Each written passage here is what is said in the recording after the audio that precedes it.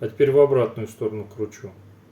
Координата убывает, и команда выдается G01 с координатой X. Убывает, убывает, убывает. Оп, минус ушел, видишь? Смотри, минус, плюс. Вот, пошло в плюс крутиться. Вот, шаг сейчас покажу, там задается.